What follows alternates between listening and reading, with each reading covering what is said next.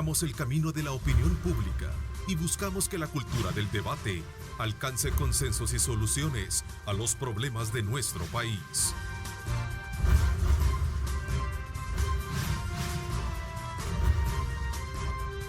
Diálogo con Ernesto López. ¿Qué tal? Muy buenos días. Lunes 29 de junio del 2020. Les saluda Oswaldo Ruiz. Bueno, hace poco acabamos de estar presentando las noticias. Hoy vamos a estar desde este otro lado con la entrevista de Diálogo con Ernesto López. Bueno, mire, la pandemia del COVID-19 es una realidad no solamente en nuestro país, sino que en el mundo entero. También a los medios de comunicación ha tocado muchas veces, ¿verdad?, estar en primera fila, dándole cobertura para poder llevar la información de manera oportuna a toda la población. Pero hemos visto cómo en las últimas semanas medios de comunicación, colegas que se han visto afectados por el COVID-19, ya hemos visto que otros han perdido la batalla, pero acá la dirección de Grupo Megavisión, en coordinación con la Gerencia de Recursos Humanos, tomaron pues a bien hacer la prueba de COVID-19 a todo el personal de Grupo Megavisión. Resultaron pues, de acuerdo a la prueba de hisopado, algunos compañeros resultaron contagiados con el COVID-19 y también la institución ha tomado a bien hacer una reducción de su personal y también guardar una cuarentena de manera de precaución para evitar los nexos epidemiológicos y que pueda seguirse extendiendo el virus en nuestro país y también aquí en la empresa para tener un lugar pues de trabajo que sea en las mejores condiciones. Así es que Ernesto López se encuentra con una cuarentena de manera de precaución, al igual que muchos otros compañeros. Entonces, para evitar aglomeraciones acá en el estudio, pues yo después del noticiero voy a estar acompañándoles acá con la entrevista y esta mañana vamos a tener diferentes temas que son siempre de coyuntura, temas que generan opinión y que sobre todo esos temas económicos, políticos, sociales, jurídicos que muchas veces hemos estado en esa estira y encoge con los diferentes decretos, tanto legislativos como ejecutivos, y que la sala pues muchas veces los da como inconstitucionales y otros como constitucionales. Esta mañana quiero presentarle a mis invitados, son 3 diputados que tengo esta mañana. En primer lugar quiero presentarles al diputado René Portillo Cuadra del partido Arena. Diputado Cuadra, bienvenido. Muchas gracias, buenos días, un saludo a toda tu audiencia y un gusto compartir con nuestro presidente de la Comisión de Legislación y Puntos Constitucionales, el licenciado Mario Tenorio, y con la licenciada Yancy Urbina del FMLN. Precisamente iba a presentarles también a la licenciada Yancy Urbina, diputada del FMLN, que también nos estará acompañando para debatir este interesante tema. Bienvenida, diputada. Muy buenos días, Osvaldo. Mucho gusto de estar con usted y con mis colegas esta mañana. Espero que tengamos una plática interesante para la población. Y también me acompaña el diputado Mario Tenorio del partido Gana. Y pues sin duda vamos a hablar también un poco acerca de lo que se está haciendo al interior de cada una de las comisiones a las cuales ustedes también tienen representación. Bueno, hemos visto cómo el día jueves en la sesión plenaria prácticamente pues hubo una superación del decreto 620 con 61 votos. Los diputados pues superaron ese veto que muchas veces traía un estira y encoge.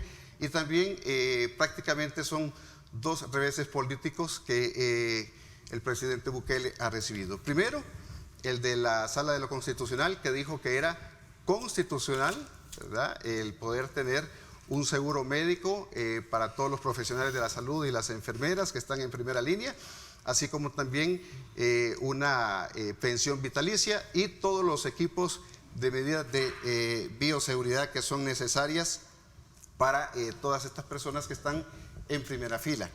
Pero la solicitud que ha hecho el Ejecutivo nuevamente de un estado de excepción, y esto para que la población lo pueda entender, es prácticamente que podríamos volver a una cuarentena obligatoria de 15 días. Pero sabemos que si dentro de la Sala de lo Constitucional dicen que no está dentro del marco legal, no se va a dar. Por mucho que los diputados estén trabajando, por mucho que la parte del Ejecutivo esté también empujando para que se pueda dar una cuarentena como la que vivimos de 90 días, que se pueda dar de la mejor forma posible. Pero vamos a platicar en primer lugar cuál es como la visión que tienen cada una de las fracciones legislativas. Sabemos que hay diferentes opiniones, pero muchas veces tenemos que basarnos en cuestiones jurídicas, ¿verdad? Muchas veces hay temas legislativos donde pues prácticamente ustedes tienen que legislar y ver lo mejor para la población, pero también hay un marco jurídico que muchas veces no permite dar como el siguiente paso. Vamos a empezar con el diputado René Portillo Cuadra, que hablemos un poco acerca de esta situación. ¿Podría ser posible, diputado, que esta semana se pueda discutir y se pueda aprobar un nuevo régimen de excepción para la población para poder tener una encerrona de 15 días estrictos para evitar la propagación del COVID? En realidad una cosa quedó demostrado en estos 90 a 100 días de pandemia que ha tenido el mundo y sobre todo nuestro país, es que los regímenes de excepción no son efectivos para combatir la pandemia. Por el contrario, en esos 90 días que pasamos prácticamente con una cuarentena obligatoria, surgieron más contagios, hubo violaciones sistemáticas a los derechos humanos, se violentaron las facultades de algunas instituciones, se violentó la Constitución, porque realmente quedó demostrado que no es cierto de que en lugar de cercos sanitarios se pusieron cercos militares, en lugar de educación en salud lo que se dio fue represión. Eso no contribuyó en absoluto a poder aplanar la curva o a poder disminuir los contagios. Sí es posible que haya un equilibrio entre la salud y el trabajo, así como lo ha hecho el resto de países del mundo. Lo que se necesita es una proporcionalidad y un equilibrio en donde las personas podamos cumplir las medidas sanitarias, pero no con un fusil en la cabeza, sino a partir de una educación en salud que permita tomar conciencia de las medidas que hay que tomar, por un lado. Por otro lado, el 90% del decreto que presentó el órgano ejecutivo, su contenido fue expulsado del ordenamiento jurídico. Hay una frase en la sentencia que dice los diputados quedan inhabilitados de poder legislar el contenido en cualquier otra normativa que se dicte. Eso significa que lo que se ha cambiado en la propuesta del gobierno es el orden del contenido, pero el contenido en sí es el mismo. Entonces nosotros sí creemos que deben de haber medidas sanitarias como las que tú mencionaste al inicio del programa, distanciamiento, mascarillas, etcétera.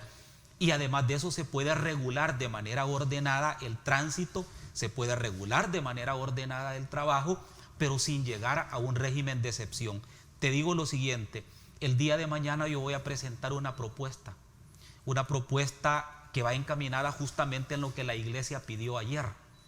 La Iglesia Católica pidió que hubiese una ley que administrara la pandemia. Nosotros la dictamos, pero el Ejecutivo la vetó en 2 veces. La última vez que la vetó fue el jueves pasado.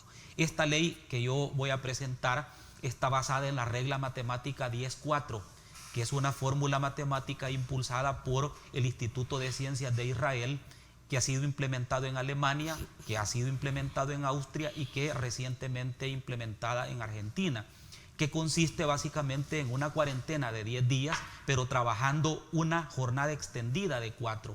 Esto permitiría en esta fórmula matemática buscar la debilidad del virus, que consiste que en los primeros 4 días, si tú te contagias en esos 4 días, podés ir a una cuarentena de 10 días que te hace disminuir el virus, pero además de eso, que no hace que compartas el virus con otra persona. Esta regla matemática del 10.4 es una regla que permite conciliar el trabajo productivo y la cuarentena, es decir, la salud. Cuando nosotros vemos el éxito que ha tenido esta regla en Alemania, en Austria, que por cierto Austria es de los países septentrionales de Europa donde menos ha impactado el COVID, es porque ha sido exitosa. Lo más importante, las empresas no dejan de producir y se hacen 2 grupos de trabajo, de tal manera que mientras un grupo de trabajo está laborando, el otro está en cuarentena. ¿Cuánto pierde un empresario, si lo vemos en términos económicos? 3 días al mes. Pero los 27 días restantes se maneja trabajando normalmente. Entonces, creo que sí es posible, sin llegar a un régimen de excepción, poder conciliar estos 2 binomios, salud y trabajo. Bueno, vea que básicamente se ha conocido quizás como una postura ya casi adelantada por parte del FMLN, por parte de Arena y por parte del PDC, que no están como dispuestos como para poder dar como un apoyo para que se pueda dar este régimen de excepción. ¿Cuál es el punto de vista de la fracción del FMLN, diputada Urbina, sobre esta situación de poder volver a tener a la población? Sabemos que ayer fue el pico más alto que tuvimos de contagios, 239, 12 personas fallecidas, y esto va en aumento. Ya a nivel mundial estamos hablando de 10 millones de personas ya infectadas. Solo los Estados Unidos está alcanzando ya los 3 millones casi de infectados. ¿Y cómo ve usted la situación acá en nuestro país, diputada Urbina, como para que podamos volver nuevamente a un régimen de excepción? Bueno, el régimen de excepción, Osvaldo, nosotros desde el primer momento en que esto aconteció y llegó a la Asamblea Legislativa, hace varios meses atrás, un par de meses atrás, hay que decir, ya en el mes de marzo fue aprobado un régimen de excepción del cual nosotros como grupo parlamentario no aprobamos. Es más, votamos en contra de ese régimen de excepción que supuso una restricción importante de derechos para la población. Este fue posteriormente dado continuidad a través de una ley que se le denominó ley de cuarentena, que también prolongó, diríamos nosotros, el régimen de excepción, denominado bajo otro nombre que era la ley de cuarentena. Desde ese momento que estuvimos analizándolo, nuestro grupo parlamentario votó en contra de ambas leyes. Posteriormente, la sentencia de la sala dio la razón y declaró inconstitucionales las dos instrumentos de ley, como estos dos decretos, el régimen de excepción y el otro de cuarentena, junto con aquel otro universo importante de decretos ejecutivos que también habían sido emitidos en este trayecto de lo que va la emergencia, la pandemia. Hay que decir de que esa situación supone un retroceso importante en términos de derechos para la población. Y ese ha sido para nosotros siempre un punto importante en el cual consideramos que a partir de la pandemia y a partir de la situación de emergencia hay otros mecanismos que deberían de estarse poniendo en funcionamiento para la atención y la contención efectiva de esta pandemia. No es únicamente con el tema con la adopción de un régimen de excepción que podrá hacerse más efectivo. Y eso lo ha demostrado la realidad que hemos visto durante todo este periodo. Porque habrá usted, como los amigos, amigas que nos sintonizan esta mañana, habrán constatado que aquí estamos ya en el día número arriba del 100 ya de que venimos experimentando esta pandemia. Y lo que usted está viendo es que a pesar de todas esas medidas que ya se intentaron, que ya se pusieron en práctica, que ya han estado vigentes durante todo este periodo, los resultados que usted tiene los acaba de describir. ¿Qué le está indicando? Un crecimiento exponencial también de los casos, del nivel de contagio, de lo que está impactando ya en la vida de la población salvadoreña. ¿Qué le indica eso? Si usted ha tenido más de 3 meses en esa circunstancia, si usted ha tenido ya de hecho en buena parte vigente un régimen de excepción disfrazado a través de decretos ejecutivos, a través de 2 decretos que fueron emitidos en la Asamblea Legislativa, del cual yo reafirmo no formamos parte, y usted tiene ese comportamiento de la pandemia que le indica que está o no tomando las medidas indicadas, las medidas adecuadas para contener el avance de esta pandemia. Lo que le está indicando es que las medidas que ha tomado no son las suficientemente efectivas, no son aquellas que van a efectivamente contener el avance y por lo tanto también disminuir el impacto en la población. Lo que usted viene viendo es, a pesar de que ha tenido vigente, ya sea por decreto ejecutivo o por decreto legislativo, esa misma situación, usted lo que ve es un crecimiento ¿qué él está indicando? Hay que tomar otras medidas. Acá es donde nosotros sí echamos en falta otras medidas que debieron haberse implementado desde el principio y que tuvieron más de 3 meses para implementarlo y todavía usted no lo ve. ¿Cómo cuáles medidas por podría ejemplo, ser, una diputada? campaña educativa e informativa a la población de alto calado. Usted tiene una cantidad importante de publicidad manejándose en medios de comunicación para hacerse promoción al gobierno, para hacerse promoción a determinado tipo de actividades que están realizando, pero no ha implementado una campaña educativa, informativa, para que la población pueda adoptar también, no solo el conocimiento del comportamiento del virus, sino las medidas que debe de adoptarse, cómo debe prevenirse. Es decir, este es un tema que da en ausencia prácticamente por parte de una campaña informativa del gobierno. Y hay que decirlo además, mire, el manejo de la pandemia ha tenido grandes errores y yo creo que eso hay que reconocerlo. Han tenido más de 3 meses para prepararse en términos sanitarios y lo que acontece hoy es lo que usted anunció que iba a pasar y lo viene anunciando desde el primer día, pero si usted ya sabe que eso va a acontecer, de que va a tener saturación, que va a tener un desbordamiento de casos, ¿qué hizo para prevenirse? Yo creo que este es el momento también de que el gobierno examine bien cuáles son sus medidas, pero fíjese usted, entre las medidas que toma es volver al régimen de excepción. No está planteando cuáles son las otras medidas que va a adoptar en esta materia. Contrario a ello, debo de decir de que desde la Asamblea Legislativa, y nosotros hemos sido propulsores de ello, es que hemos adoptado en 3 ocasiones 3 leyes para abordar de manera integral el tema de la pandemia, no solamente en términos sanitarios, medidas también de compensación para la población, medidas que permitan integralmente atender esta situación de pandemia. En 3 ocasiones, desde el momento en que hay un veto para el 645, que fue la primera ley, el decreto luego vetado por el presidente, luego de ese ellos toman una parte del contenido de todo este manejo y hacen una propuesta que luego discutimos en la Asamblea Legislativa por más de 6 días y a propósito de las sentencias ya que venían emanando de la Sala de lo Constitucional, y tenemos un decreto 648.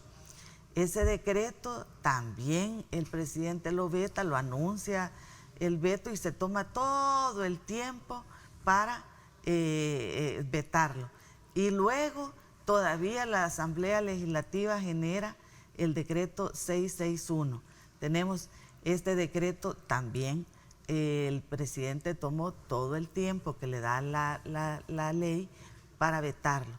Lo veta el día jueves de la semana pasada, el día 25, y ese día recibimos ese veto. Es decir, hemos elaborado 3 leyes que abordan integralmente el tema, incluyendo el componente de habilitación, de la rehabilitación del trabajo, de la puesta en funcionamiento de la actividad económica.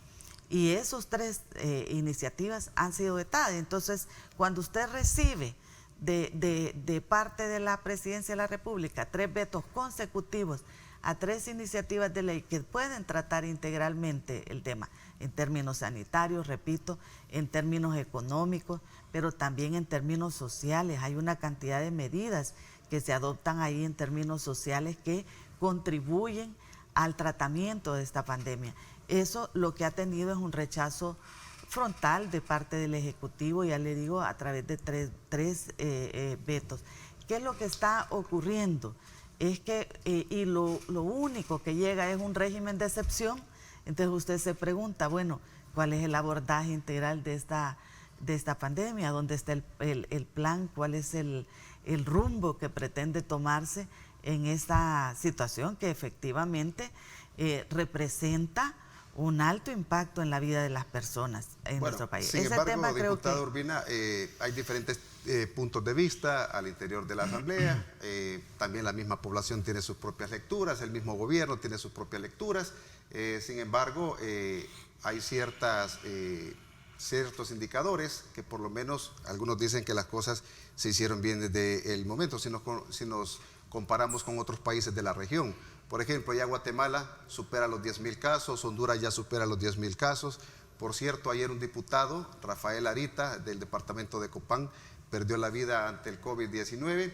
Y aquí en nuestro país, pues dicen que las cifras son 6.000 y algo, otros dicen que son más, no se sabe realmente, pero el sitio oficial que se tiene por parte del gobierno, pues son los que aparecen y los que se toman.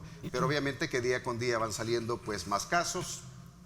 Sabemos que tenemos una cultura bastante difícil como país. Los salvadoreños muchas veces somos inquietos o somos ingeniosos para poder burlar los controles de seguridad que se tenían en una cuarentena estricta. Pero hay una diferente lectura, diputado Tenorio, al interior de la fracción de Gana, de que sí es posible de que se pueda seguir haciendo, digamos, un régimen de excepción como para que la situación pueda mejorar, como se ha visto en otros países. Bueno, todos coincidimos que es preocupante, es alarmante la situación que estamos viviendo en este momento en el país. El día de ayer hemos tenido el récord de contagios, porque de una sola vez, pues prácticamente se tuvieron 239 personas contagiadas con el COVID, una cifra que no se había tenido durante todo el tiempo de la pandemia. Ya tenemos más de 6.000 casos de personas contagiadas y ya rebasamos la cifra de las 160 personas fallecidas. Muy preocupado porque para el caso en mi departamento, voy a poner un ejemplo, en La Paz solo el día de ayer hubo 25 casos, 11 precisamente en Zacatecoluca, que es la cabecera departamental. Hubo una situación muy importante que yo sigo pensando que ha servido bastante para poder soportar esta situación de la pandemia, y hay que reconocerlo, nuestro país, el presidente tuvo a bien desde un principio tomar medidas que han permitido que no tengamos cifras parecidas a los otros países de la región. Como usted ya, licenciado, lo manifestaba, en el caso concreto de Honduras, en el caso concreto de Guatemala, lamentablemente la situación es diferente y están en esos dos países con una situación mucho más crítica que la que tenemos nosotros acá en El Salvador. Pero porque el presidente tomó acciones tempranas para efectos del combate a esta pandemia. No obstante, tomando acciones tempranas, estamos viendo en esta fase, estamos en plena fase 3, estamos viendo resultados bastante preocupantes. Se ha presentado una iniciativa impulsada por el Consejo de Ministros a la Asamblea Legislativa que prácticamente pues propone un régimen de excepción a derechos fundamentales concretos, en este caso individuales, a los que tiene derecho la persona humana según lo establecido en la Constitución. Pero ¿por qué se está solicitando este régimen de excepción? El que nosotros quiero establecerlo definitivamente estamos apoyando, y en donde el grupo parlamentario de Gana pues va a acompañar y va a dar sus votos si es que esto se somete a consideración del Pleno Legislativo. Y se hace por eso, precisamente, porque hemos podido ver que las cifras van en aumento y lo que se trata de hacer es limitar algunas facultades en el sentido de la circulación que tienen las personas. La propuesta del gobierno cuyo objetivo principal es establecer un régimen de excepción, se está haciendo o se está desarrollando el procedimiento que debe de ser. Es decir, se ha presentado esa iniciativa a la Asamblea Legislativa para que ésta la conozca. No se está tratando por decreto ejecutivo, en este caso, de legislar. Esta es una nueva oportunidad de diálogo, una nueva oportunidad de entendimiento que se presenta. Yo lo manifestaba en muchas ocasiones. Yo reconozco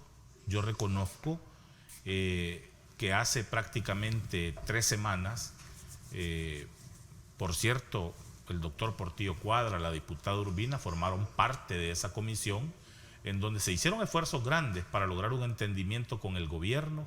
Se pasó 6 días discutiendo, se pasó 6 días tratando de buscar entendimientos y acuerdos. Al final, lamentablemente, no se pudo. Pero yo reconozco el esfuerzo que hizo la Asamblea Legislativa, reconozco el esfuerzo que hicieron los representantes del gobierno, que en un principio tuvieron precisamente al ministro de Salud encerrado con los diputados tratando el tema. Entonces el gobierno actuó también con mucha responsabilidad. Insisto, lamentablemente no se llegó a un acuerdo, no se llegó a un entendimiento, y al final pues para este día también está citado el ministro Francisco Lavía. Entiendo que ha sido citado para este día, pero es importante que se aproveche esta oportunidad para poder abrir espacios de entendimiento, para poder abrir espacios armoniosos que permitan tener resultados concretos. La verdad es de que usted lo ha manifestado, licenciado, hemos podido ver un flujo vehicular, un flujo en el movimiento de personas bastante elevado aquí en la capital. No obstante, algunos comercios, algunos servicios se encuentran por este momento inhabilitados todavía de poder abrirse, de poder prestar algunos servicios, pero sí se ve un flujo bastante dinámico, y eso es sumamente peligroso. Yo estoy bien claro de una situación, que se dinamiza la economía, pero aquí están los resultados. Y yo le puedo asegurar que estos resultados, y no es que en este momento esté siendo pesimista, pero estos resultados van a ir creciendo día con día, porque vamos a ver entonces los efectos de la apertura económica parcial que permite la fase 1. La verdad es de que es lamentable cuando usted ve por la calle a gente sin mascarilla, es lamentable cuando se ven escenas en donde no se respete el distanciamiento social, y esta situación es preocupante. Y entonces esta situación se está reflejando precisamente en resultados como el del día de ayer. Usted dijo una frase bien clave, diputado Tenorio, que básicamente el diálogo es como lo mejor que se puede dar tanto entre el Ejecutivo como el Legislativo. Incluso ayer el cardenal Gregorio Rosa Chávez le preocupaba que no había una ley de emergencia. Decía pues que incluso con algunas excepciones, como ese régimen de excepción, que no había necesario, pero sí había una ley de emergencia que pudiera estar consensuada, y que ustedes que casi que estuvieron con un decreto anterior, el que fue superado, que ya casi estábamos en común acuerdo, ¿verdad?, entre el Ejecutivo y el Legislativo, pero solo salieron a la luz ciertas fechas y también el punto de la transparencia, que muchos dicen que como que es piñata se ha agarrado este presupuesto de forma antojadiza, los más de 3.645 millones que se tienen para atender la pandemia, pues que se están gestionando unos y otros fondos que ya han sido también captados para poderlos poner a disposición de esta emergencia. Y también lo que preocupa, los funcionarios que están siendo señalados de corrupción, que más adelante lo vamos a ver en el siguiente bloque, y que cada uno de ustedes pues nos dé también sus diferentes perspectivas acerca de esa situación. Bueno, vamos a ir a una pausa comercial a las 7 de la mañana, pero antes quiero mencionarle que por la tarde en Ernesto López Radio tendrá como primera invitada Ernesto López vía Skype a la diputada Milena Mayorga, quien van a estar abordando el tema de ser pues diputaciones independientes en nuestro país. Hay que tener en cuenta también que la diputada Milena Mayorga pues ya se declaró pues como independiente, que no comparte las ideologías de su partido, pero también situaciones de temas de coyuntura que se van a estar abordando en Neto López Radio a través de 107.7 Fuego. Eso va a ser en la primera parte. Y en la segunda parte de la entrevista nos acompañará el experto en temas ambientales y de sostenibilidad, Juan Marco Álvarez, para hablar sobre los niveles de vulnerabilidad a los cuales se enfrenta nuestro país. Esto va a ser a las 6:45 de la tarde a través de Ernesto López Radio. Neto López pues tendrá a los invitados vía Skype. De momento vamos a ir a la pausa comercial. Le comento que las redes sociales en Twitter, @diálogo21 y también Neto López Radio son las dos cuentas de Twitter. Ahí está, @diálogo21 y @Neto López Radio, para que usted pueda hacer ahí sus preguntas y comentarios y poderlas también discutir con los diputados que nos acompañan esta mañana. Ya regresamos.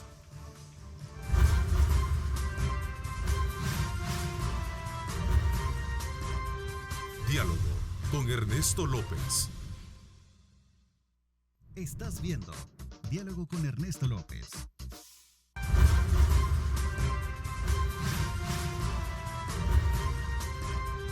Diálogo con Ernesto López.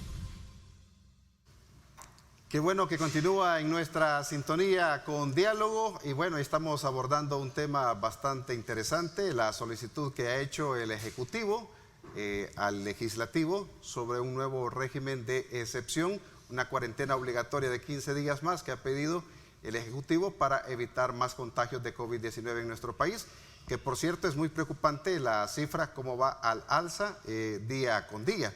Pero también preocupan otros temas que también han salido a la luz pública, sobre todo ciertos funcionarios que están siendo señalados de actos de corrupción.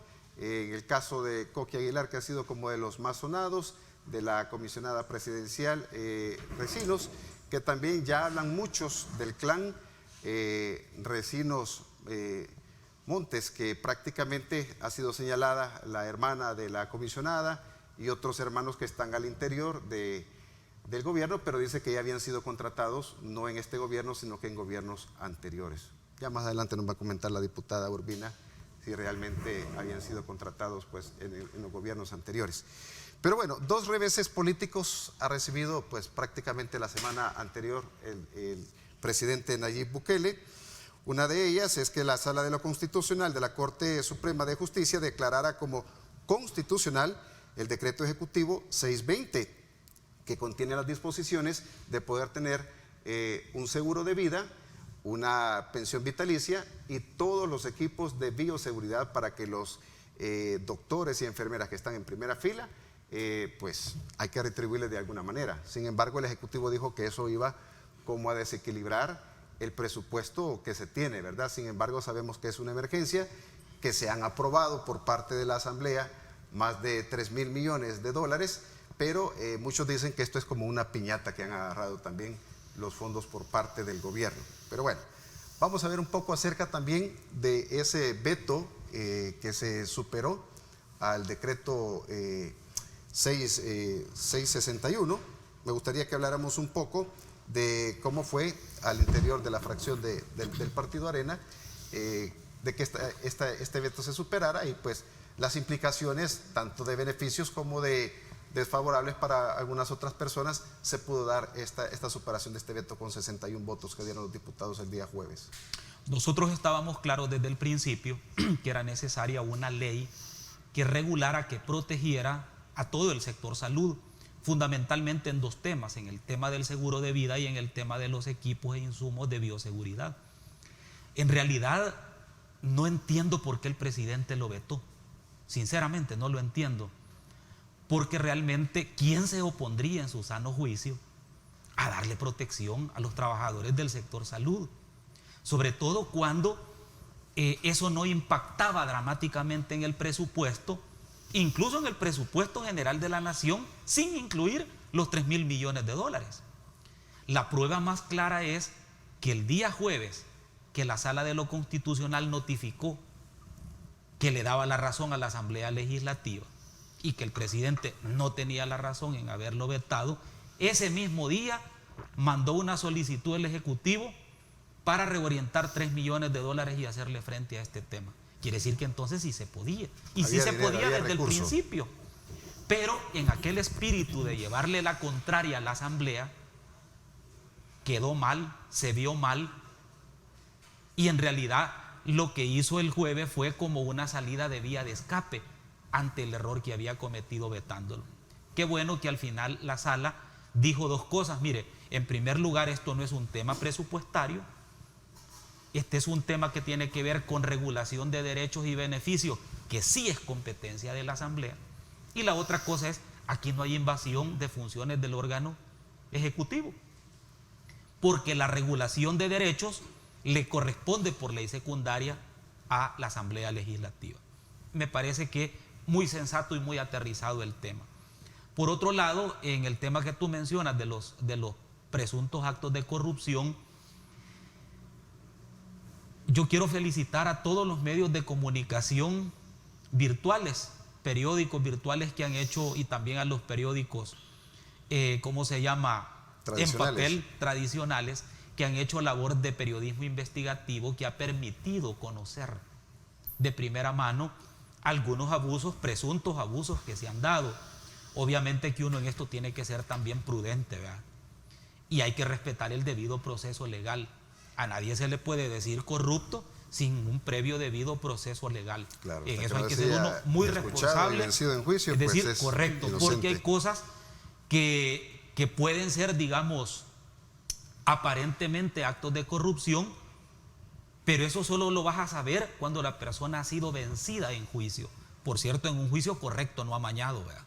Entonces, pero en eso hay que ser uno muy prudente. Ahora, la campanada que esto da en el primer año de gobierno, ya casi en el inicio del segundo de este gobierno, es grande, porque la principal bandera que enarboló el ahora presidente cuando era candidato era la lucha contra la corrupción, y resulta que lo que más le ha saltado y lo que más le ha estallado es justamente los actos de corrupción.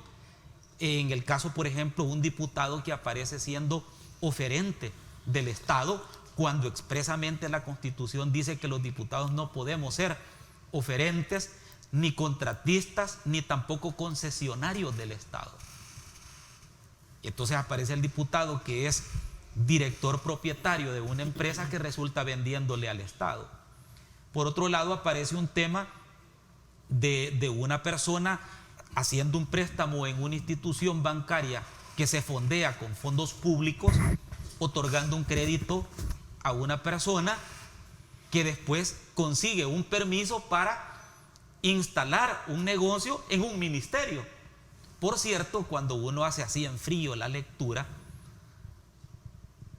es más grave el permiso que extendió el ministerio para operar que el préstamo que le hizo Bandesal. Porque yo creo que muchos microempresarios quisieran tener la oportunidad de tener una cafetería ahí en el Ministerio de Hacienda, y hablemoslo así, con nombre y apellido. Y te voy a decir por qué. Porque no es cierto que a una persona se le pueda vedar el acceso al crédito por un tema de parentesco. Eso sería inconstitucional. Lo que sí te puede limitar es que tú consigas un permiso del Estado para explotar un negocio teniendo familiares en el Estado. Eso sí es grave. Lo otro no. Lo otro enciende alarmas, pero no es constitutivo de delito. Lo otro no lo sé. Hay que analizarlo, pero sí es grave.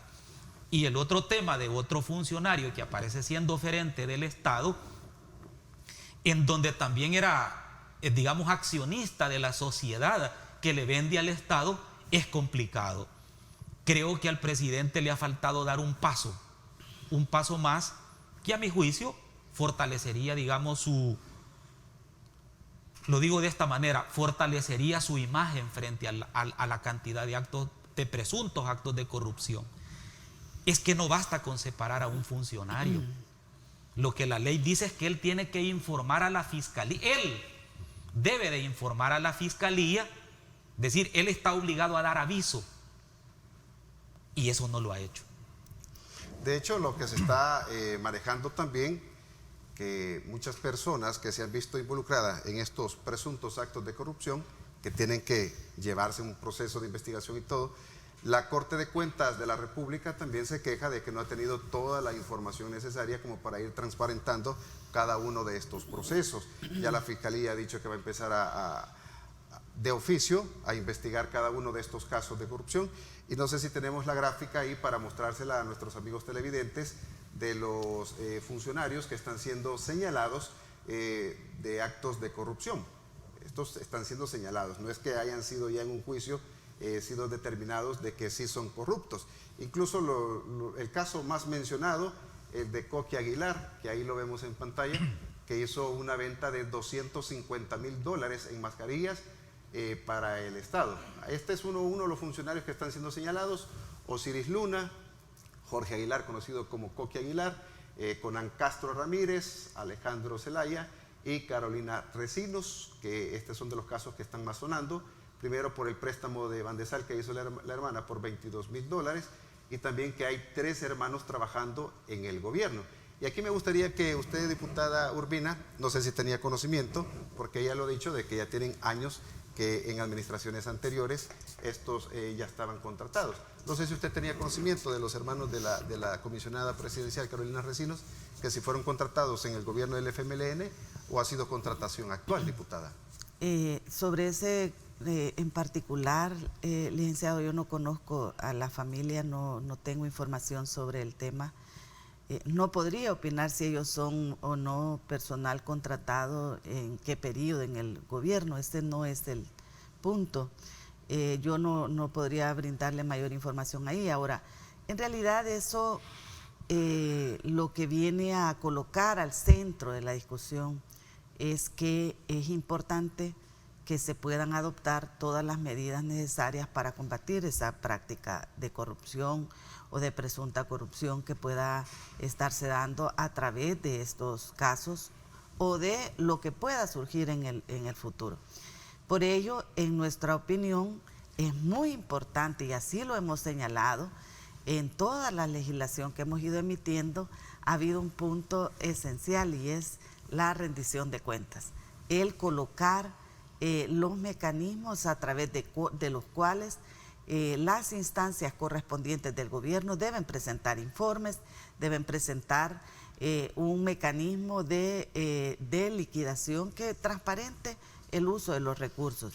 Este tema ha sido quizás uno de los puntos más discutidos, porque durante todo el periodo que estuvimos discutiendo la ley, por ejemplo, de los 6 días donde estuvimos trabajando con el órgano ejecutivo en la formulación de la ley de emergencia, que luego fue aprobado como decreto 648, en el 645 también lo tenía. Este fue un punto de sustancial discusión, de debate, y donde prácticamente por parte del gobierno no hubo entendimiento. Es decir, fue rechazado el que se colocara todos estos mecanismos de información, de transparencia, rendición de cuentas, acceso a la información. Nos preocupa que esa actitud se venga institucionalizando, porque ya hay algunos mecanismos que tiene el Estado, como por ejemplo el Instituto de Acceso a la Información, que es necesario que esté funcionando en un periodo como el que estamos. Fíjese usted, durante la discusión de la ley de emergencia, con este decreto 645, 648, 661, este ha sido un punto de diferencia sustancial con el gobierno. El gobierno no ha querido admitir esos mecanismos de información, transparencia, rendición de cuentas, acceso a la información. Nos parece curioso que, fíjese usted, hemos emitido por lo menos en 2 ocasiones un decreto para la suspensión de plazos procesales y audiencias en el sector justicia, y ahí por una, digamos, intencionalidad se coloca también los ámbitos administrativos, y eso en algunos casos también fue explícito, que se dejaba sin funcionamiento el Instituto de Acceso a la Información y la Ley de Acceso a la Información.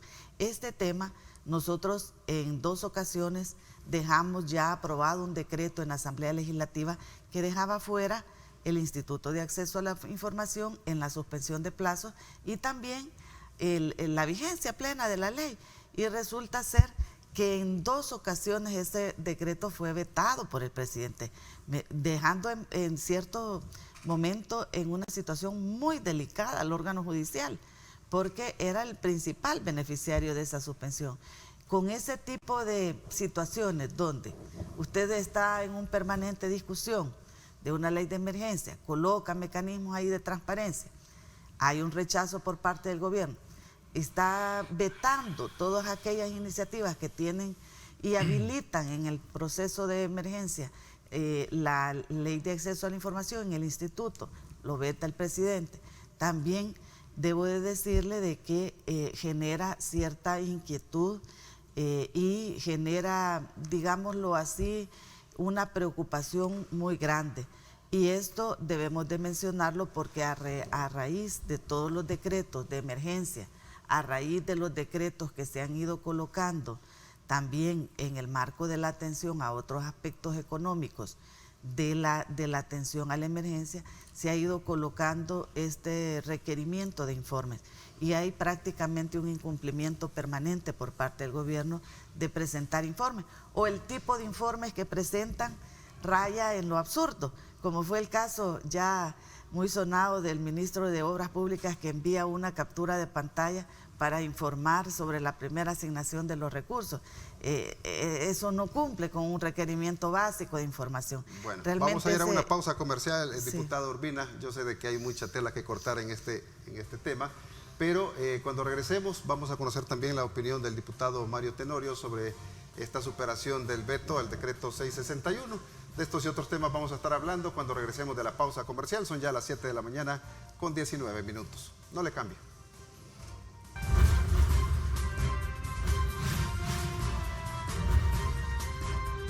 Diálogo con Ernesto López. Estás viendo Diálogo con Ernesto López.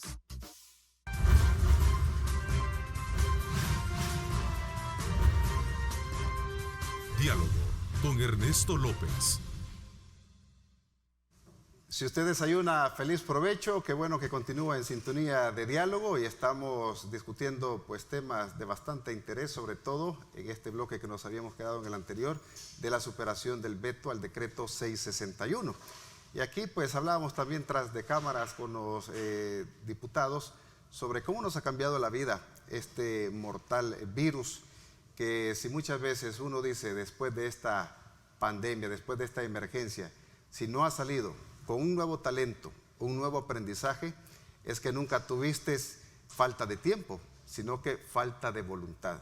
Hemos visto como muchos profesionales han tenido que mutar de lo que estudiaron y se han dedicado, bueno, hay gente cómicos, hemos visto casos de que hoy se han dedicado a la venta de mariscos, profesionales del derecho que se han visto pues en la necesidad de hacer otro tipo de trabajos, todo para poder subsistir luego de esta emergencia que estamos atravesando. Y aquí me gustaría que habláramos un poco, diputado Tenorio, acerca de esta superación de este decreto 661, que realmente es preocupante si nos ponemos a pensar y darle lectura a cada uno de este decreto. ¿Qué sucedería si de repente los médicos que están perdiendo la vida y las enfermeras, y que es muy triste leer hasta bitácoras y diarios de médicos que están en primera fila contando cada una de estas experiencias negativas? ¿Qué pasaría, digo yo, si se fueran como a una huelga o decir, bueno, no podemos seguir atendiendo más esta pandemia porque no tenemos ni las condiciones necesarias de equipos de bioseguridad, a pesar de que vemos ahí que son millonadas de cargamento de equipo que viene? Ayer entró al país de la OPS y del gobierno de Canadá un donativo de mascarillas y todo lo demás, pero muchas veces dicen de que no lo es suficiente. ¿Cómo ve la fracción del partido Gana esta lectura de esta superación de este decreto 661, diputado Tenorio? Bueno, precisamente ese decreto era al que hacía referencia en mi intervención anterior, en donde yo sigo reconociendo los esfuerzos que ambos representantes de los órganos del Estado, en este caso del Ejecutivo y del Legislativo, hicieron. Insisto, licenciado, lamentablemente al final no hubo un no hubo un acuerdo, no hubo un entendimiento. Entonces la Asamblea Legislativa tomó a bien y por mayoría, ¿verdad?, aprobó este decreto sin haber llegado a un entendimiento concreto con el gobierno, y pues fue aprobado con mayoría de votos. Entonces, desde ahí pues se rompía en alguna medida lo establecido por la Sala Constitucional, que mandaba un entendimiento mutuo entre ambos órganos del Estado. Dentro del proceso de formación de ley y en las diferentes etapas, pues esto es prácticamente parte de ese proceso. El presidente lo vetó, la Asamblea el día jueves, que se conoció el veto, inusualmente, porque no se estila regularmente ese tipo de acciones para ese efecto, inusualmente se solicitó la dispensa de trámite, aplicaron la dispensa de trámite y superaron el veto del presidente de la República, sin antes haber conocido las razones que él exponía para efectos de votar, pues vetando este decreto que surgió de esa manera. Así es de que por eso insisto, y me preocupa mucho, de que, y lo manifesté el día jueves en la sesión plenaria, me preocupa mucho de que ya se hayan adelantado criterios, de que ya se hayan adelantado posiciones y que se hayan externado puntos de vista previos a lo que va a comenzar ahora a analizarse, a la presentación de esta iniciativa por parte del Consejo de Ministros, en donde se establece un régimen de excepción. Ya hubo grupos parlamentarios que han manifestado: no vamos a votar sin antes conocer algún punto de vista, sin antes conocer alguna manifestación de tipo técnica, de tipo científica, con este tipo de propuestas. A mí me llama la atención una situación. En el caso de algunos médicos infectólogos, algunos de ellos han expresado que es importante establecer un encierro en este país para que se vean mejores resultados en torno al desarrollo de la pandemia. Otros han manifestado que no. Es decir, esos puntos de vista, que yo los respeto mucho, definitivamente son importantes, pues también que se puedan conocer. Se ha llamado para este día por parte de la Comisión Política al ministro de Salud. Yo entendería de que se está principiando este día con un nuevo esfuerzo. Ayer alguien ya hacía alusión, el día de ayer se escuchaba la preocupación por parte de la Iglesia Católica, en el entendido de que cuando vemos los casos, cómo van en aumento, es preocupante, y por lo tanto es importante tener alguna iniciativa para sumarse en este momento. Nunca es tarde. A mí me alegra haber escuchado este día, por ejemplo, la propuesta que va a presentar el doctor Portillo Cuadra. Habrá que verla, habrá que analizarla. Se requerirán también inmediatamente, porque no tenemos todo el tiempo, pues esto no tenemos un mes, no tenemos 2 meses para estar analizando este tipo de propuestas. Es importante que se conozca esa propuesta. Se podría llamar a personas expertas en esta área, pero sí, esa situación es una realidad. Nosotros estamos luchando contra el tiempo porque esto avanza. Y yo lo repito, licenciado, por segunda vez, no nos vayamos a asustar por los resultados que se comiencen ya a ver a partir del día de mañana. Bueno, no nos vayamos a asustar por eso, porque todo apunta a que esto irá en aumento, y eso es lo preocupante. Entonces, por eso es imperativo el entendimiento político, porque ya muchas personas manifiestan, algunas con razón, otras tal vez no la tendrán, pero ya manifiestan que es la falta de acuerdos políticos la que está agudizando mucho más la crisis de esta pandemia. Es que aquí hay dos contextos. Un contexto que es meramente político, que puede traer implicaciones para la próxima elección que tengamos, y la otra implicación, pues que si no es bajo el marco jurídico, pues no prospera nada. Pero el adelantar los criterios por parte del FMLN, de Arena y del PDC, decir de que no más una encerrona, bueno, definitivamente no una encerrona, pero sí debe de haber un mecanismo que regule definitivamente a la población para evitar más contagios. La propuesta que usted mencionaba, 4 días, parece que es la que estaba mencionando, 10-4, ¿cómo es que también se piensa aplicar también con otras medidas que se puedan ir bajando estos niveles de infección? Correcto. Mira, esta propuesta tiene a su base una fórmula matemática que aprovecha la debilidad del virus, que es que en los primeros 3 o 4 días la persona se puede contagiar, y a partir del 5.º día hasta el 10.º, esta persona no solamente puede sufrir un quebranto de salud, sino que puede contagiar hasta 3 personas más. Entonces, esa fórmula matemática está acompañada de otra que se llama R0. El R0, así como está dibujado en esta propuesta, es reproducción cero. ¿Qué significa? Que si te vas 10 días a descansar, no solo evitas contagiar a otra persona, sino que además te permite que en caso de que tú te hayas contagiado, tú puedas guardar esa cuarentena para restablecer tu salud. Esta propuesta tiene como 2 características básicas sin las cuales no funcionaría. La primera es, y mira qué importante, la primera es que si tu grupo familiar sale a trabajar, tu esposa, tus hijos, los días en que salga tu familia tenés que salir tú a trabajar también, para que juntos vayan a trabajar los 4 días y juntos guarden los 10 días de cuarentena. Esto es importante. Segundo punto, tanto los 4 días de trabajo como los 10 días de cuarentena deben de ser corridos, días corridos. Porque si lo intercalás, en ese momento se rompe la lógica del R0, del contagio cero. Hay una frase acá que se llama periodo de latencia. ¿En qué consiste el periodo de latencia del virus? Significa el retraso promedio de 3 días entre el momento en que una persona se puede infectar y el momento en que puede contagiar a otros.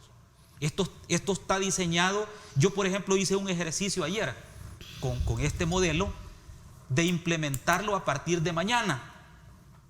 ¿Sí? Mañana 30 de julio. Se dividiría en 2 grupos una empresa. Para quien trabaja de manera regular, una empresa de lunes a viernes.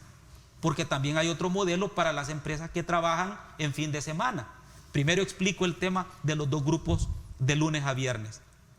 Si empezara mañana la cuarentena, el primer grupo, el primer grupo trabajaría 30, 1, 2 y 3 de julio. Y a partir del 4.º día empezaría a contar sus 10 días. No descansaría, sino que se fuera para cuarentena a su casa 4, 5, 6, 7, 8, 9, 10. Prácticamente el segundo grupo entraría a laborar el lunes 6. Entonces, la empresa no va a cerrar. La empresa se va a mantener trabajando, se va a mantener produciendo, pero con 2 grupos de trabajo.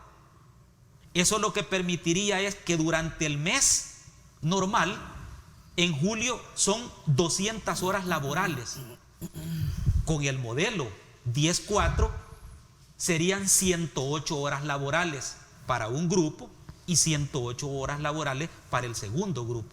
No habría un quebrantamiento de la economía. Pero ¿qué significaría en términos de cuarentena? Que tenés a la mitad del aparato productivo en 10 días de cuarentena. Mientras los otros están produciendo lo que van a comer los que están en 10 días de cuarentena. O sea que tiene un sentido económico, pero un sentido también de razonabilidad en salud. ¿Cuánto perdería la empresa? únicamente 4 días al mes, que no laboraría ningún grupo de los dos porque no pega. Pero ¿qué van a hacer en estos 4 días, que es un día a la semana? Sanitizar la empresa, ya sea al inicio o al final de la semana. Ese día se va a utilizar solo para desinfectar las empresas. Entonces, ni pierde el empleador, ni pierde el trabajador, se resguarda la salud de la gente. Y lo más importante, ¿qué pasa con las empresas de fin de semana? Porque, por ejemplo, las empresas de comida rápida o de restaurantes que te llevan comida a tu casa, a domicilio. La lógica de esas empresas, por lo general, es que los días más fuertes de trabajo son jueves, viernes, sábado y domingo, que es cuando la gente recurrentemente pudiese pedir en mayor cantidad, digamos, el producto o servicio que ellos prestan. Ahí invertís la lógica. Los 4 días laborales son jueves, viernes, sábado y domingo, y el día lunes, que es un día normal de descanso, y solamente dejarían uno libre, que es el día martes, por decirte algo, y el día martes, que es el que sanitizarían, y el día miércoles, digamos, lo ocuparían como el día que la empresa le da a este modelo.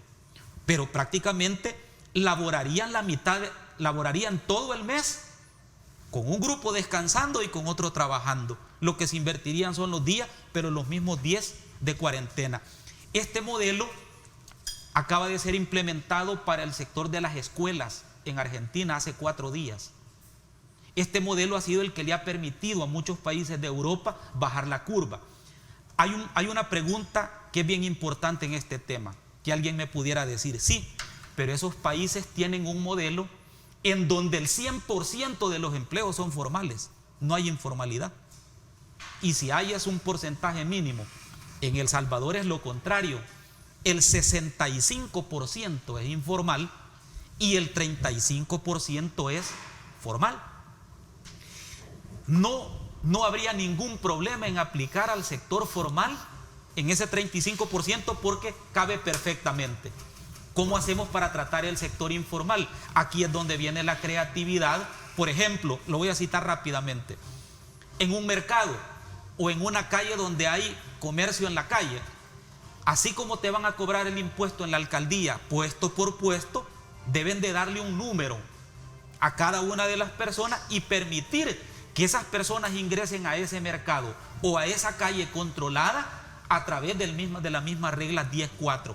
Les permitís trabajar y también les permitís guardar cuarentena. O sea, es posible hacerlo. Vamos a ir a una nueva pausa comercial. Cuando regresemos vamos a conocer la opinión de la diputada Yancy Urbina sobre si no están de acuerdo en un estado de excepción, qué propuestas hace el FMLN para que podamos seguir evitando más contagios del COVID-19 en nuestro país. Esto y más cuando regresemos, son ya las 7:39.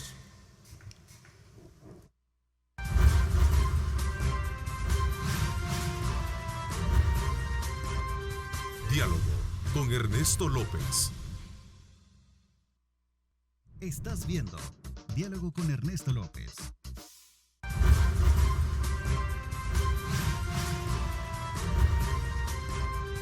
Diálogo con Ernesto López. Seguimos en diálogo y vamos a conocer ahora la propuesta del FMLN con la diputada Urbina, ya que pues no están de acuerdo para un régimen de un estado de excepción más. ¿Cuáles serían las propuestas del FMLN, diputada? Bueno, aquí, Osvaldo, hay que decir una cosa con toda claridad. No solamente es que nosotros tengamos una reserva sustancial con la aplicación de un régimen de excepción. Hay una sentencia que claramente establece que, fíjese usted, que hasta lo califica como fraude a la Constitución el pretender que por medio de la emergencia o lo que se invoque en términos de la emergencia se decrete una suspensión de derechos, del núcleo de derechos más fundamentales que tiene los ciudadanos y las ciudadanas. Hay una abundante, diría yo, referencia a este aspecto por parte de la Sala de lo Constitucional de cuáles son los requerimientos, cuáles son las especificaciones, cuáles son las condiciones en las cuales podría hablarse de este tema. Sin embargo, cuando usted ve lo que ingresa como una propuesta por parte del Gobierno de la República prácticamente no se apega a lo que está mandado ya por la sentencia de la Sala de lo Constitucional. Ese es un tema que creo que vale la pena traerlo a cuenta. Hay importante señalar que en esa misma sentencia, fíjese usted, se señala que la restricción de derechos no es la primera, no la considera la Sala la primera vía para afrontar la pandemia. Este es un tema que hay que ponerle mucha reflexión y hay que plantearse, bueno, en ese caso, cuáles serían otras alternativas que deben de tomarse. En primer lugar, para avanzar en esta temática hay que transparentar los datos. No coinciden los datos de la realidad con los datos reportados en las estadísticas del gobierno. Y si no, vea las publicaciones que le salen en el periódico realmente de lo que está aconteciendo en los territorios, incluso las opiniones de los alcaldes. Mire, no coincide ni siquiera el dato sobre los fallecidos. Aquí hay un tema que es de fondo y es que la dimensión de la problemática que estamos enfrentando es una real incógnita. ¿Por qué? Porque la información ha sido prácticamente de uso, diría yo, a discreción del manejo únicamente de ciertas instancias del gobierno. Y usted lo nota en esa comunicación con la sociedad salvadoreña, los datos no corresponden. Ese es un tema importante que hay que colocar. Segundo, ¿cuál es el plan? Usted puede preguntarse, bueno, ¿y el plan del gobierno cuál es para atender la pandemia? Es el régimen de excepción, ese es el plan.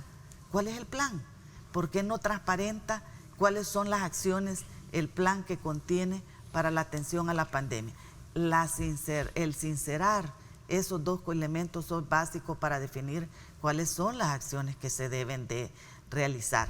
Y en esto yo quiero decirle, mire, hemos solicitado en varias ocasiones. ¿Y qué es lo que se plantea? Medidas aisladas, como esta, por ejemplo. ¿Cuál es el abordaje integral? ¿Dónde queda el abordaje integral de la pandemia? ¿Cuáles son las principales énfasis que va a tener el plan para el periodo? Todo eso sigue sin exponerse y sin transparentarse. Mire, hay que fortalecer el sistema de salud. Si eso es básico, ya lo que nos están diciendo los epidemiólogos, el observatorio del Colegio Médico, ¿cuál fue la primera elemento que planteó? Y es que hay que fortalecer el primer nivel de atención en salud, y lo han señalado a lo largo de diferentes comentarios, comunicados, etcétera, a lo largo de este periodo. El problema es que el gobierno no ha escuchado a los sectores especialistas que tienen también la capacidad de poderle contribuir de manera altamente calificada, técnica para este aspecto. ¿Y por qué le digo que me sigue preocupando que no se fortalezca el sistema de salud? Mire los informes de ejecución presupuestaria que han enviado en algunos casos, ¿qué es lo que está planteándose?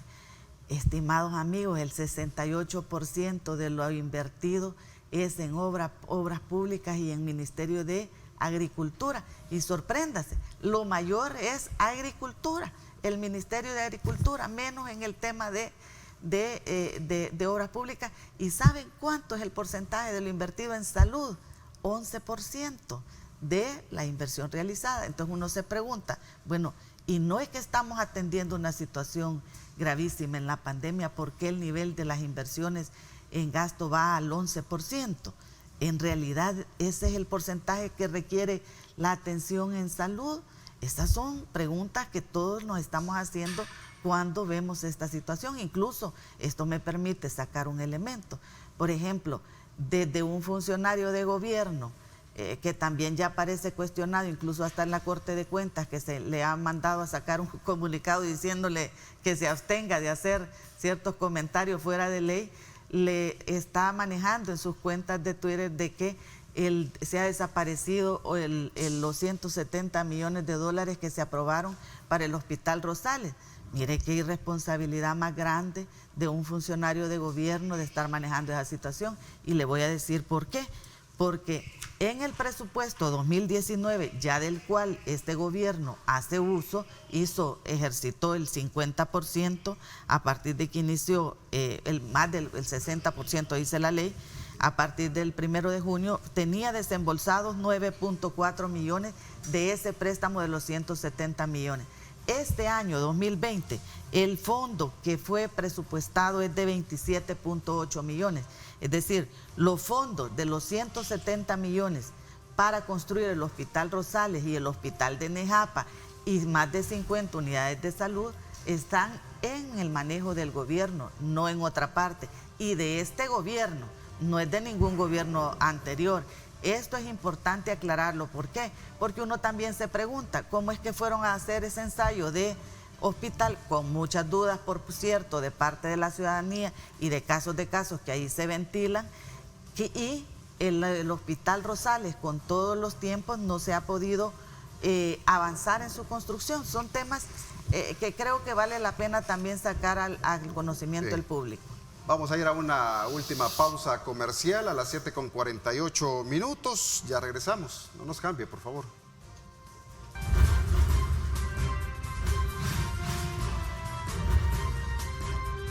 Diálogo con Ernesto López. Estás viendo Diálogo con Ernesto López.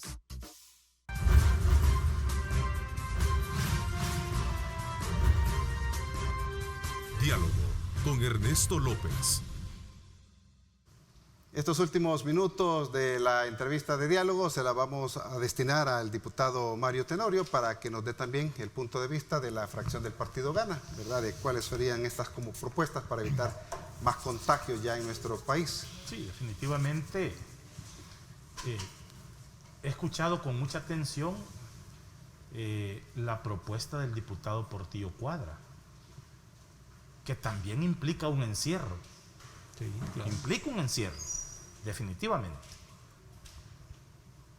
Por parte de mi colega diputada Yancy Urbina, no oí propuestas. Al final, yo entiendo perfectamente el papel que como oposición en este momento juega el FMLN.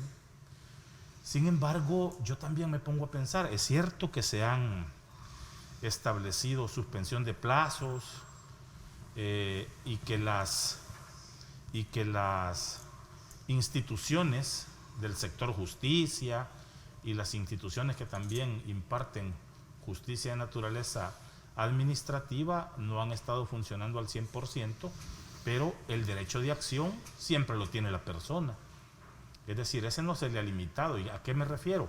Si hay dudas sobre el mal manejo de estos recursos, que fue lo que escuchamos en el bloque anterior, pues yo los invito a que inicien la acción respectiva, que vayan y que asistan entonces al Instituto de Acceso a la Información, ahí está el Tribunal de Ética y están también las instancias que pueden judicializar este tipo de casos.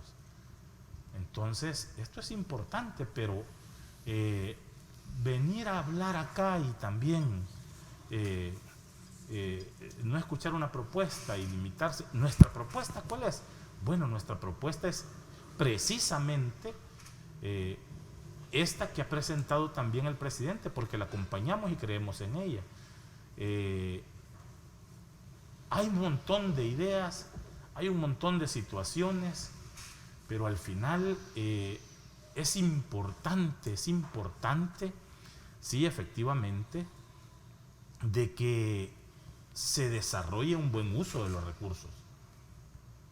Yo estoy sumamente convencido de esa situación. Ya el presidente ha dado un paso muy importante y prácticamente apartó de su gabinete al señor Coqui Aguilar, ¿verdad? En tanto se investiga esa situación. Por eso se ha ocupado aquí un término muy importante, el presunto caso de corrupción.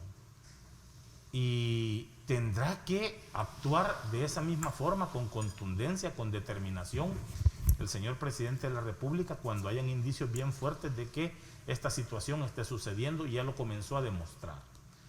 Pero definitivamente acá lo que tenemos que ver es que se pueda restringir esa libertad de movimiento por parte de las personas. Y aquí creo que ya lo decía, hay 3 derechos fundamentales que se establecen en la propuesta de este régimen de excepción, que se limitan, claro está, por un tiempo definido, en este caso, que son 15 días. El derecho individual a la libre circulación o de tránsito, el derecho a la libertad de reunión y el derecho a la libertad de cambiar o permanecer en el domicilio. Esta es la propuesta del gobierno. Restringir a las personas, y restringiendo a las personas, en este caso, está claro, vamos a ver una reducción pues en los casos de coronavirus. Países que al principio desarrollaron encierros sumamente restrictivos, encierros agudos, podríamos decirle, para el caso que conocimos en Italia, en China, en España, la misma Alemania, han ido poco a poco bajando y llegando a la normalidad. Es que evitar la circulación en este momento es necesario. Por eso habrá que ver en este caso, en la propuesta como muy concreta que se hace, esta situación. Ahora es una facultad de la Asamblea Legislativa, es una facultad de la Asamblea Legislativa, es una facultad establecida en la Constitución, precisamente en el artículo 29 de la Constitución de la República, lo que se está solicitando por parte del Ejecutivo. Yo definitivamente otro tipo de situaciones o de alternativas concretas y realmente materiales no las veo, más que las personas permanezcan en sus casas, más que las personas, sí acompaño una parte, y ahí le doy toda la razón a la diputada Urbina, a quien yo pues respeto mucho, quizás una campaña de divulgación mucho más fuerte de las medidas que se deben de tener. Quizás eso ha faltado, yo lo reconozco, pero otro tipo de situaciones no las vamos a inventar, no las vamos a inventar. Aquí usted va a muchos supermercados, por ejemplo, y en algunos todavía se acuerdan de tomarle la temperatura a la persona que llega, en otros ya no, como que si esta situación ya ha sido superada. En algunos establecimientos a uno le ponen alcohol gel en las manos, en otros ya no. Es decir, ahí es donde se tienen que tomar también medidas concretas. Pero vuelvo y repito, nosotros apoyamos la propuesta de este régimen de excepción, se están solicitando 15 días, prácticamente no va a ser un encierro como que usted no va a tener derecho a, por ejemplo, a poder ir a una farmacia, a poder ir a buscar alimentos, pero no vamos a ver el escenario que estamos viendo en este momento, no vamos a ver el ambiente que estamos viendo en este momento, no vamos a ver, por ejemplo, al sector informal. Yo estoy bien claro, yo estoy sumamente claro de que esta gente tiene que hacer el esfuerzo para poder sobrevivir, pero vaya usted ya a los alrededores del mercado central y definitivamente, como que ¿verdad?, estuviéramos ya en la fase 5, todo habilitado. Eso es como que si no hubiera pasado nada ni vaya a pasar nada en el país. Bueno, yo creo que al final, diputado Tenorio y diputada Urbina y diputado... Si me permites, medio segundo nada más. Rapidito, la propuesta que vamos a presentar no implica capturas, no implica centros de contención. Puede eventualmente reforzarse este tema con la circulación vehicular, que puedan circular vehículos par e impar, un día sí, un día no, para tratar de restringir la movilidad. E implica que la gente que va a estar en 10 días de cuarentena no significa que si sale de la cuarentena lo van a capturar, sino que esto tiene que ver con una autodisciplina que permita guardar esos 10 días. Bueno, al final lo que quiere la población, lo que queremos todos, es que haya un diálogo, un verdadero diálogo, pues entre el Ejecutivo y el Legislativo, para beneficio de todos, que puedan consensuarse unas buenas medidas para evitar más el contagio. Quiero hacerle la invitación para que no se pierda este día en directo con Ernesto López Radio a las 6 de la tarde por 107.7 Fuego. En la primera parte de la entrevista, Ernesto López vía Skype entrevistará a la diputada Milena Mayorga sobre la decisión de ser legisladora independiente. También se abordará el tema de la elección de los nuevos magistrados de la Corte de Cuentas de la República. Y en la segunda parte, Ernesto López tendrá vía Skype también el experto en temas ambientales y de sostenibilidad, Juan Marco Álvarez, para hablar sobre los niveles de vulnerabilidad del país frente a los fenómenos climáticos como las recientes tormentas Amanda y Cristóbal. Lo invitamos a que sintonice hoy a las 6 de la tarde por 107.7 Fuego, la estación de Grupo Radial Megavisión y por Facebook Live. Agradecemos pues a los diputados por habernos acompañado, a ustedes amigos televidentes por estar siempre pendientes de nuestra señal. A continuación, arriba mi gente, que tengan un feliz día y que Dios me los bendiga. Lideramos el camino de la opinión pública y buscamos que la cultura del debate alcance consensos y soluciones a los problemas de nuestro país.